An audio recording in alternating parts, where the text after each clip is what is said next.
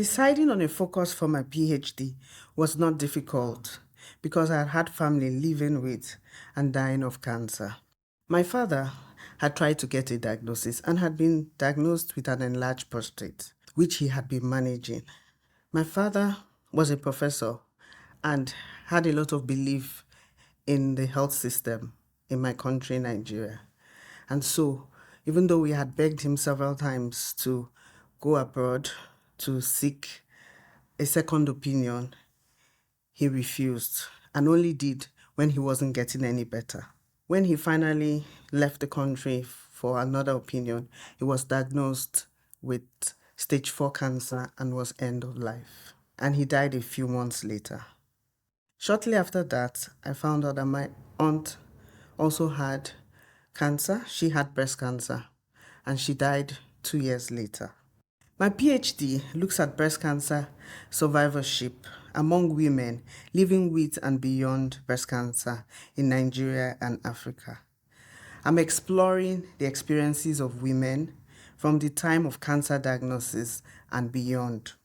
As part of my research, I did a systematic review looking at women's experiences of breast cancer in Africa.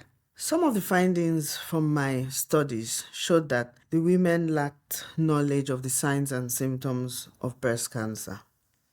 And healthcare providers were also unable to diagnose breast cancer even after the women had visited the health facilities multiple times. Many women believed that breast cancer was caused by an enemy and/or evil forces, and many used complementary and alternative medicine before, during, and after treatment. The women had information and psychological needs, and many felt they had been told about their breast cancer in a casual and indirect manner.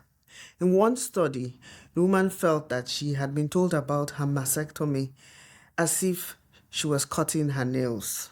In another, a woman felt as if she was a science project. Many women felt uninformed about their treatment options and side effects. In one study, a woman only realized that vomiting was a side effect of her cancer treatment after she had experienced it and gone back to the hospital to let them know that this is what had been happening to her. Many women after treatment didn't feel like themselves because they had lost their hair, their nails had changed color, their eyebrows were all gone. So they felt abnormal, they felt alien, they felt abstract. They also had fears about stigma and discrimination, and many experienced it. In one study, a woman felt she had brought disgrace to her family because she was the only one who had ever had breast cancer. And in another study, her family felt she was contagious and wouldn't allow her feed her son or allow her to share the same plates and utensils as the rest of the family. Many of the women experienced financial hardship. They couldn't pay for their treatment. They didn't have transport to and from the health facilities, and hardly any of them had health insurance.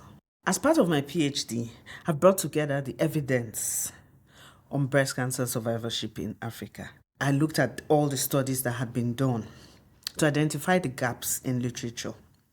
And this is to help further studies and also to be able to provide the development of interventions that can be used to improve the quality and length of life of women living with breast cancer in Africa.